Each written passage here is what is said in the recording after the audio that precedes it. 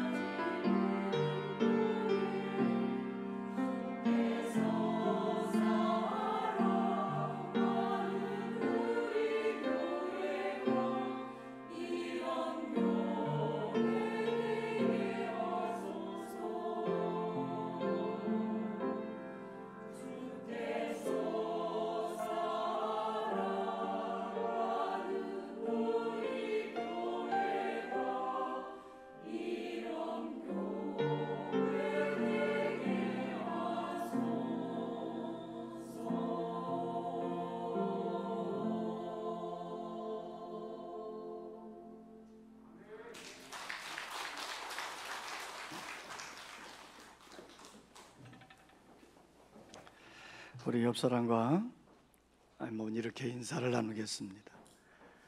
가슴이 뜨거웠습니까?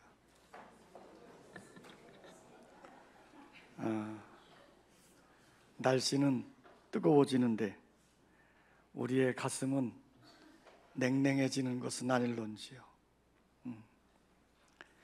주님을 향한 사랑으로 여러분의 가슴들이 뜨거워지기를 원합니다.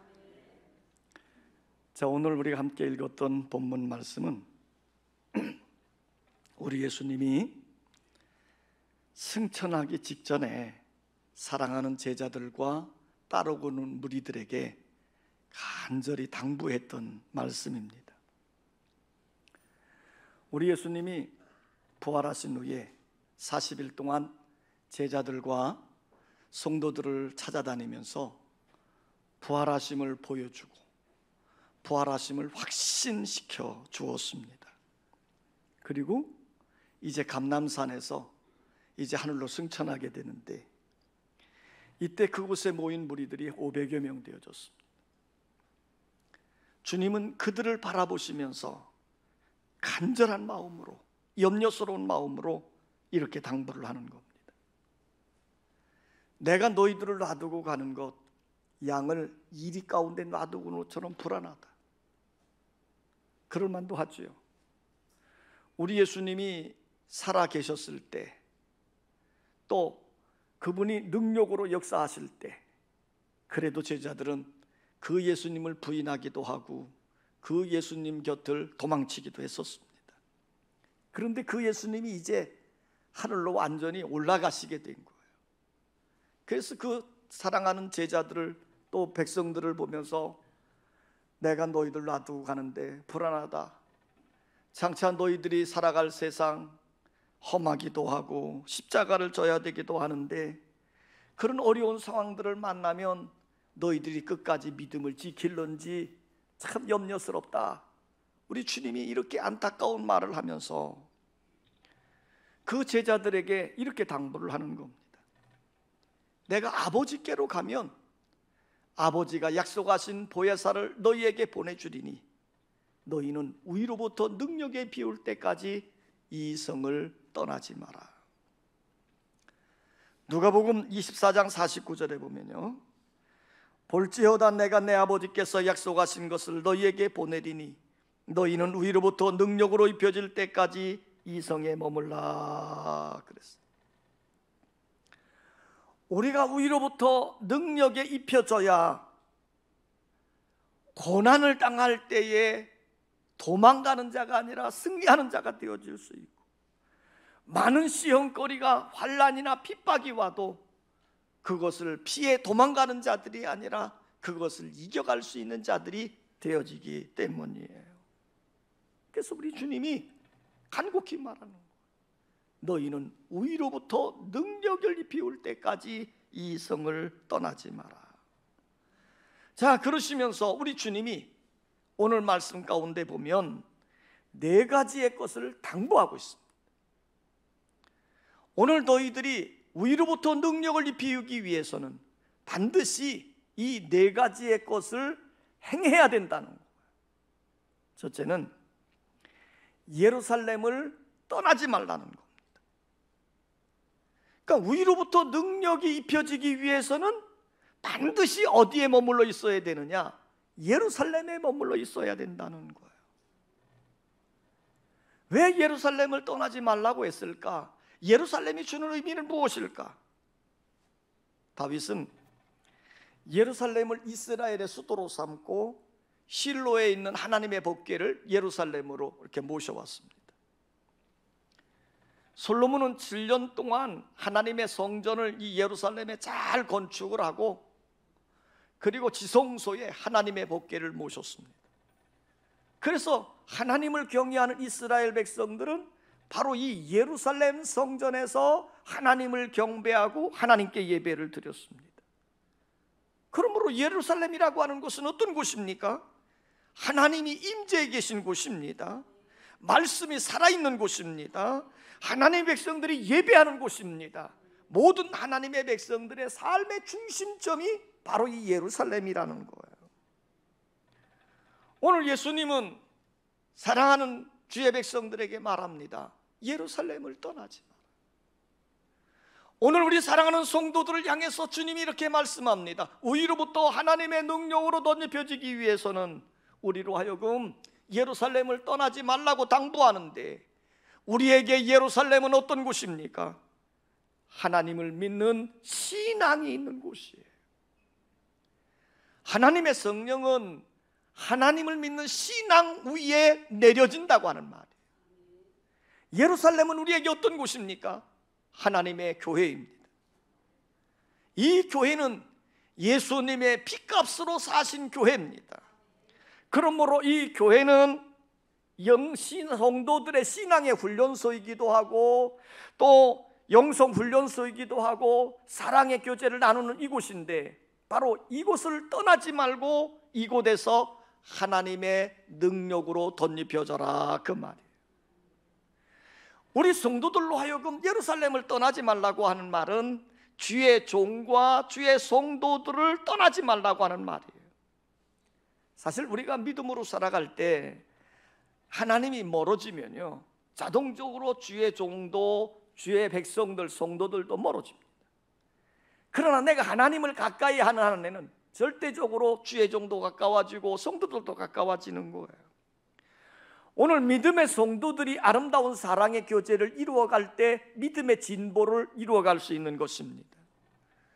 오늘 위로부터 능력이 입혀지기 위해서 너희는 예루살렘을 떠나지 마라. 여러분들은 하나님의 교회를 떠나지 말고 믿음의 사람들과 함께 하나님의 약속하신 것을 기다려야 될 줄 믿습니다. 두 번째 당부한 것이 뭡니까? 하나님이 약속하신 것을 기다려라, 그 말이에요. 4절에 보면 내게서 들은 바 아버지께서 약속하신 것을 기다려라 그랬어요. 아버지가 주시겠다고 약속하신 것이 무엇입니까? 자, 5절에 보면 요한은 물로 세례를 베풀었으나 너희는 몇 날이 못되어 성령으로 세례를 받으리라 그랬어요. 그러니까 아버지가 약속한 것, 아버지가 보내주시겠다고 약속하신 것이 뭐냐? 그것은 바로 성령이란 말이에요. 성령. 오늘 성령을 너희에게 물붓듯 부어주시겠다는 겁니다. 요엘 선지자는 미리 이렇게 예언을 했지요. 그 후에 내가 내 영을 만민에게 부어주리니 너희 자녀들이 장래일을 말할 것이며 너희 늙은이는 꿈을 꾸며 너희 젊은이는 이상을 볼 것이며 그랬어요. 지금 예수님은 승천하시면서 당부하는 게 뭐냐면 너희는 이 약속을 믿고 예루살렘을 떠나지 말고 기다리며 기도하라는 거예요. 오늘 우리가 참고 기다리는 것 참 중요한 일입니다. 하나님의 약속은 반드시 성취되는데 우리가 원하는 때 이루어지지 않는단 말이에요. 우리가 부르짖어 기도하면 하나님 반드시 응답해 주시는데 우리가 원하는 때 응답이 없단 말이에요. 언제 옵니까? 하나님의 때에, 하나님이 원하시는 시기에 오는 것이에요. 그러므로 우리는 어찌해야 됩니까? 참고 기다려야 됩니다. 지금 주님이 당부하는 거예요. 위로부터 능력을 입히울 때까지 참고 기다리라는 겁니다. 주의 백성들이 주님의 이 약속의 말씀을 듣고 이들은 예루살렘에 올라가서 마가의 다락방에 모여서 기도하기를 시작했습니다. 자, 이때에 이 예수님의 당부를 들은 사람들의 숫자가 얼마나 됐습니까? 500여 명쯤 됩니다. 이들이 약속한 것을 기다리고 기도합니다. 하루가 지납니다. 이틀이 지납니다. 3일이 지납니다. 나흘째가 지납니다. 열흘째가 되어졌습니다. 그때까지 참고 기다리며 기도한 사람들이 몇 명이었습니까? 380명은 사라지고 120명만 남았습니다. 끝까지 기다리며 기도한 120명의 무리 위에 바람같은 성령이, 불같은 성령이 그들에게 온전히 임함으로 그들의 가슴이 뜨거워졌고 그들의 입술이 열려져서 방언이 터지는 놀라운 역사가 이루어졌다 이 말이에요. 주님의 약속은 어떤 죄에 임합니까? 참고 기다릴 때 오는 겁니다. 힘들어도, 곤란한 일이 생겨도, 여러 가지 핍박하는 상황을 만난다 할지라도 우리는 참고 약속의 말씀을 믿고 기다리는 자가 되어줘야 돼요. 어느 추운 겨울날 저녁이었습니다. 한 초라한 사람이 낡은 바이올린 하나를 들고 악기점을 찾아온 거예요. 그리고는 악기점 주인에게 사정을 합니다. 여보세요, 내가 지금 배가 너무 고파 죽겠습니다. 그러니 이 바이올린 좀 사주세요. 바이올린 좀 사주세요. 악기점 주인이 보니까 초라한 거짓골을 한 사람이 낡은 바이올린을 들고 왔거든. 그래서 이 사람이 동냥하는 셈 치고 $5를 주고 그 바이올린을 사줬습니다.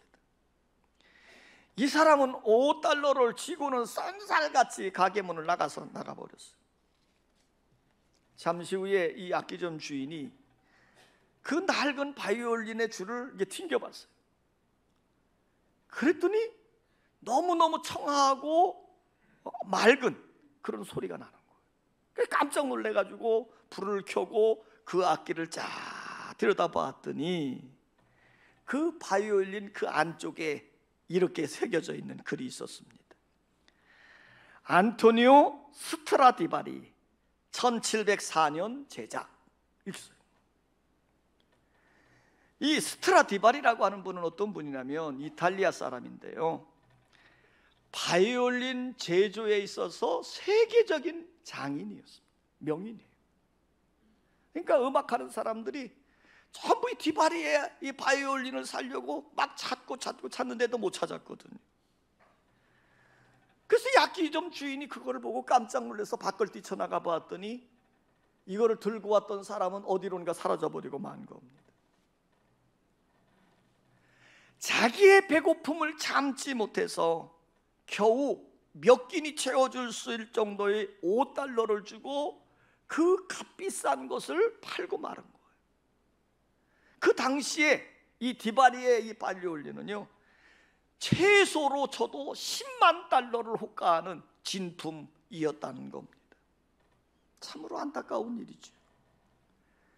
배고픔을 잊지 못해서, 배고픔을 참지 못해서 값비싼 진품을 잃어버리게 되어진 거예요. 오늘 예수님은 우리에게 이렇게 말씀합니다. 너희는 예루살렘을 떠나지 말고 아버지께서 약속하신 것을 기다리라. 아무리 바쁜 일이 있고 아무리 핍박을 당하는 위험한 순간이 온다 할지라도 우리는 믿음으로 약속하신 것을 기다리란 말이에요. 끝까지 하나님의 약속이, 하나님의 성령이 임하기를 기다리는 여러분의 심령이 되시기를 원합니다. 자, 그러면 세 번째 당부는 뭡니까? 성령을 받으라는 겁니다. 8절에 보면 오직 성령이 너희에게 임하시면 너희가 권능을 받고 예루살렘과 온 유대와 사마리아와 땅까지로 내 증인이 되리라 그랬어요. 지금 아버지가 약속하신 것을 기다리라고 했는데 그것은 뭡니까? 성령을 받는 일이에요. 오늘 우리가 성령을 받아야 권능을 행사할 수 있고 죄를 이기고 죄책을 이겨갈 수 있어요. 우리는 이 능력을 받아야 온갖 핍박과 환난 속에서도 이겨가고 우리에게 맡겨진 사명을 감당할 수 있는 거예요. 예수님이 살아계실 때도 예수님을 부인했던 자들, 예수님이 부활했음에도 불구하고 허탈한 심정으로 디베라 바다로 고기를 잡으러 갔던 이런 제자들을 놔두고 가는 예수님의 심정이 그들 곁을 떠날 때에 그들로 하여금 하나님의 능력으로, 하나님의 영으로 임해져야 이 험한 세상을 이길 수 있기에 성령 받으라고 당부를 한 거예요. 오늘 여러분 반드시 하나님의 약속하신 성령을 받는 여러분의 삶이 되시기를 원합니다. 하나님의 성령을 받으면 그들의 삶이 변화되는 거예요. 하나님의 성령이 임하면 권능이 임해서 그들의 삶이 새롭게 되어지는 거예요. 그래서 초대교회 성도들이 하나님의 성령으로 충만히 받고 나가서 살 때 믿지 않는 사람들이 그들을 가리켜서 이렇게 비아냥거렸습니다. 저들은 세술에 취했다. 저들은 술 취한 놈들이다. 오늘 여러분, 하나님의 영으로 충만해지면 우리들의 삶의 모습이 술 취한 것처럼 새로운 변화 역사가 이루어지는데, 오늘 여러분들에게 성령으로 충만해져서 이런 성령이 주시는 능력, 성령이 주시는 은혜가 여러분들의 삶 속에 넘쳐질 수 있기를 원합니다. 성령을 받으면 거룩한 기쁨이 넘쳐납니다.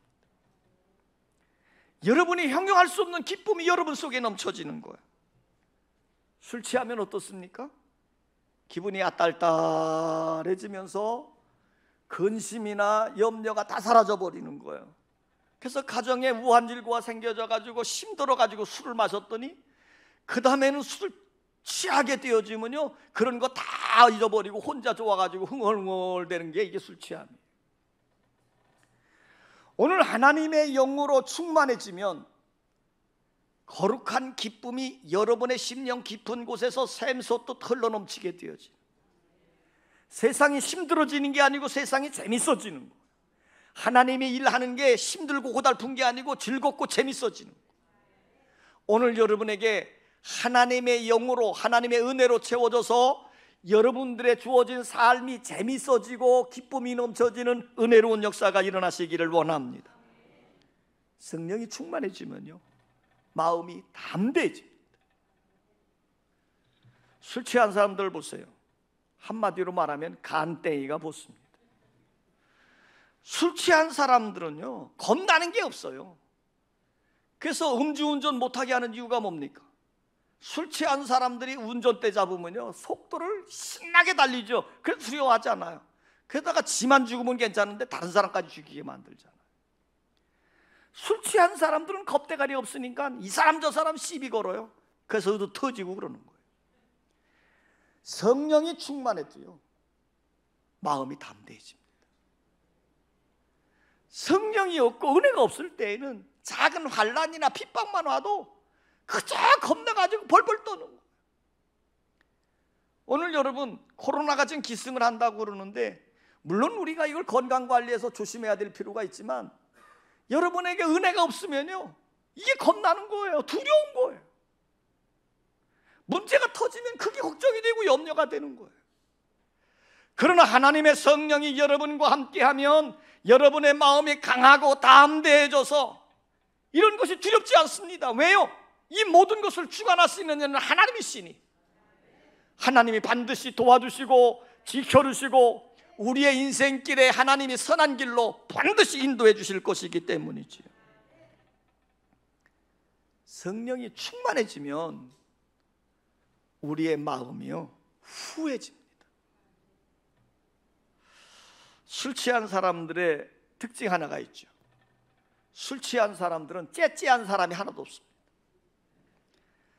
평소에는 인색한 사람이라 할지라도요, 술 취한 사람이 친구들과 가서 거나하게 먹고 나면 술집을 나올 때 싸웁니다. 뭐하고 싸워요? 서로 먼저 돈 내겠다고 싸워요. 그래서 술 취한 사람 치고 째째한 사람이 하나도 없습니다. 오늘 하나님의 성령으로 충만해지면 여러분들의 마음이 넓어집니다. 후해집니다. 평소에는 물질로 얽매여져 있던 사람이라 할지라도 하나님의 영에 의해서 그 모든 것이 확 풀어지는 거예요. 그 사도행전 교회를 보면 성령 충만한 그들이 한 일이 뭡니까? 자기의 재산을 팔아서 가난한 사람에게 나눠줍니다. 네 것 내 것이 없는 진정한 사랑의 공동체를 이루어가는 곳이 초대교회예요. 오늘 여러분에게 하나님의 영으로 충만해짐으로 세상의 어떤 짐에 얽매인 자들이 아니라 그런 곳에서 활딱 풀어지는 여러분의 넓은 마음을 갖는 역사가 일어나시기를 원합니다. 성령 충만하면요, 새 힘을 얻습니다. 오직 성령이 너희에게 마시면 너희가 권능을 받고 그랬는데, 여러분, 성령 임하면 왜 성령 받아야 됩니까? 왜 은혜 받아야 됩니까? 영적 새 힘이 있기 때문에. 술 취한 사람들이, 자 보세요, 힘든 노동을 하는 사람이 있습니다. 힘들게 일을 합니다. 그러다가 잠시 쉬는 시간에 뭐 하죠?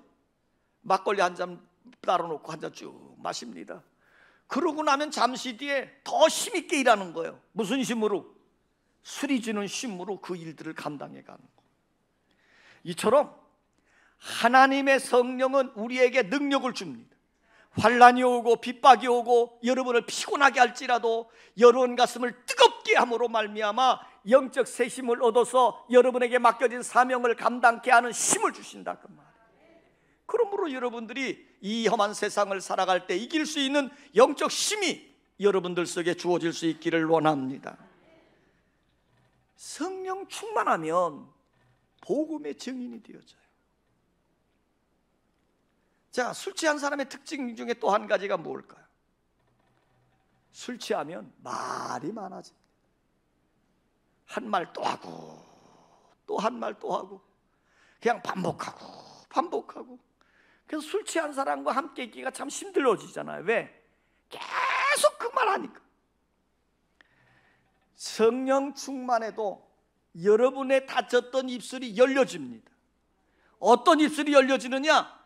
예수 그리스도에 대한 이야기를 말하도록 열려지는 거예요. 성령 충만했던 베드로가 성전에 기도하러 올라갑니다. 그때 나면서부터 안진뱅이가 구걸을 하잖아요. 그때 그 안진뱅이를 보고 베드로가 뭐라고 말했습니까? 네가 원하는 은과 금은 내게 없지만 내게 있는 것 내게 주니 곧 나사렛 예수 그리스도의 이름으로 일어나 걸어라 그랬다. 예수 그리스도의 이름을 주는 거예요. 성령 받아야 예수의 증인이 되어진단 말이에요. 예수를 전하는 자가 되어진다 이 말이에요. 그래서 예수님은 말하는 거예요. 성령 받으라는 거예요. 오늘 사도 바울은 이런 간절함을 알고 있기 때문에 사랑하는 에베소 교회 성도들을 향해서 이렇게 권면했습니다. 술 취하지 마라. 이는 방탕한 것이니. 술 취함의 증상이 좋아 보이는 것 같지만 이는 방탕한 것이다. 그러니 오직 성령으로 충만함을 받으라고 당부하고 있는 거예요. 오늘 부활하신 예수님이 우리에게 성령 받으라고 간곡히 부탁한 것처럼 사도 바울이 우리에게 성령으로 충만함을 받으라고 당부했던 것처럼 여러분들이 하나님의 영으로 충만해지는 은혜의 역사가 일어나시기를 원합니다. 네 번째 당부입니다. 성령으로 충만하면 우리는 예수의 증인이 되어집니다. 성령 받아야 예수의 증인이 되는 거예요. 그렇지 않으면 여러분이 믿음은 있는 것 같고 교회 생활하는 것 같은데 전도를 못해요. 증인이라는 것이 무엇입니까? 진실을 말하는 자예요. 증인이 허위 진실을 한다든지 아니면 증인이 침묵을 하고 있다, 그럼 문제인 거예요. 증인은 진실을 말해야 되는 거예요. 이게 증인입니다. 내가 입을 열어 가족에게, 형제들에게, 친지들에게, 이웃들에게 담대히 말해야 돼요. 성령이 임하면 새심을 얻어서 우리는 예수 그리스도에 대한 이야기를 사람들에게 말하는 거예요. 이게 바로 증인입니다. 오래전에 독일의 어떤 마을에 신학교가 하나 세워져 있습니다. 근데 그 신학교의 한 학생에 대한 이야기인데, 이 젊은 이 학생은요, 신체가 건강했습니다. 그래서 그 신학교에서 굳은 일들 다 하는 거예요. 나무를 팬다든지 물을 길어온다든지 뭐 이런 일들을 다 솔선수범 성실하게 다 하는 겁니다. 그런데 이 학생에게 한 가지 문제는 뭐냐면 말이 어눌하다는 겁니다.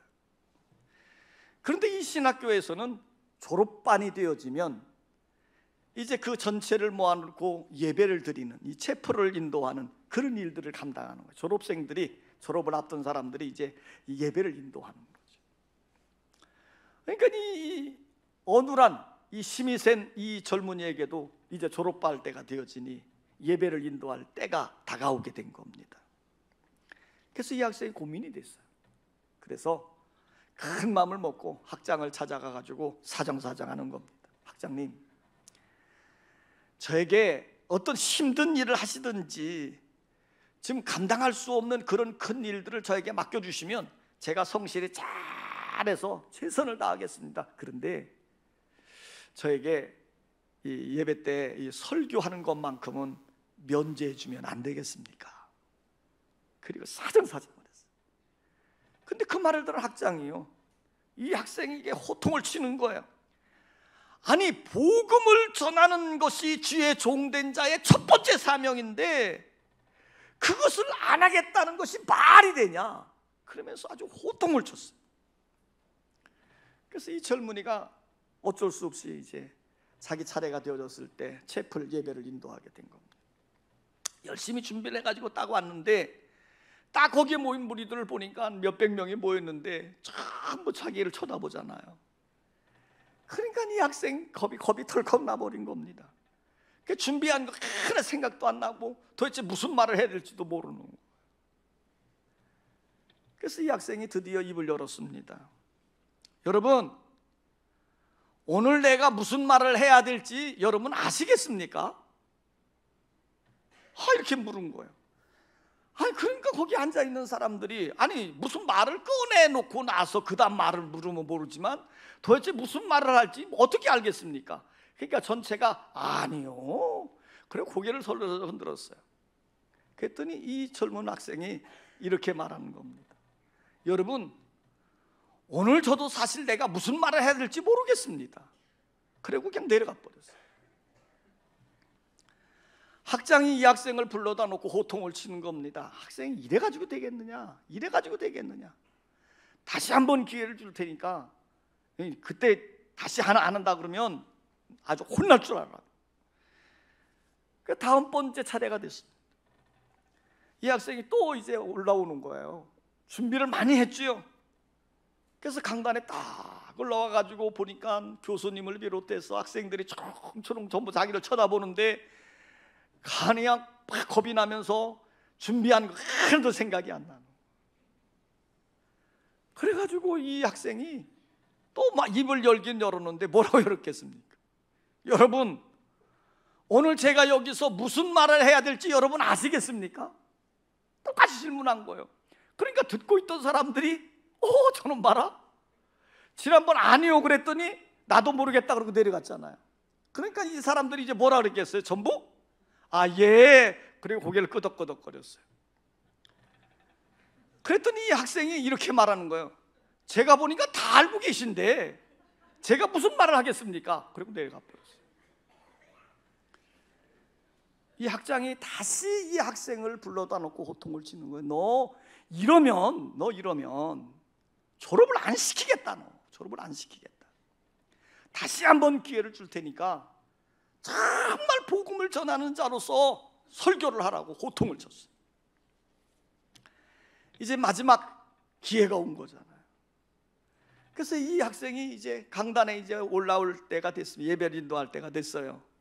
근데 이제 교수님이나 학생들이 이제 염려가 된 거잖아요. 그래서 미리 모여가지고 논의를 했습니다. 저 학생이 모른다 그러고 그래도 내려가고 안다 그래도 또 내려가니까 이제 우리 이렇게 해봅시다. 절반은 똑같은 말을 묻고들랑 모릅니다 그러고 절반은 예 그렇게 합시다. 딱 협의를 하고 예배에 딱 참석을 한 거예요. 이 학생이 딱 올라와가지고 또 묻습니다. 여러분, 제가 오늘 여러분에게 무슨 말을 할지 아시겠습니까? 근데 다 이제 합의가 됐잖아요. 그러니까 이쪽에 있는 사람들은 아니요 몰라요 그러고 소리 흔들고 이쪽에 있는 사람은 예 그리고 끄덕끄덕거리면서 속으로 생각하는 겁니다. 이제 우리가 니놈이 한 거 다 알아차렸으니까 아니요 예 그랬으니까 저놈이 이제 어떻게 하나 두고 보자 그리고 보고 있는 거예요. 그랬더니 이 젊은이가요 그 청중들을 보면서 이렇게 말하더라는 거예요. 제가 오늘 여러분들을 보니까 아시는 분들도 계시고 모르는 분들도 계시네요. 아는 분들이 모르는 분들에게 전해주세요. 아는 분들이 모르는 사람들을 가르쳐 주세요. 그리고 내려갔답니다. 그런데요, 이 말이 그날부터 사람들의 입에 번지기를 시작한 겁니다. 계속해서 사람들의 말에 오르내리게 되어지고요. 그러다가 드디어는 그 신학교에 표까지 채채게 되어졌다는 거예요. 아는 사람이 모르는 사람에게 전해주세요.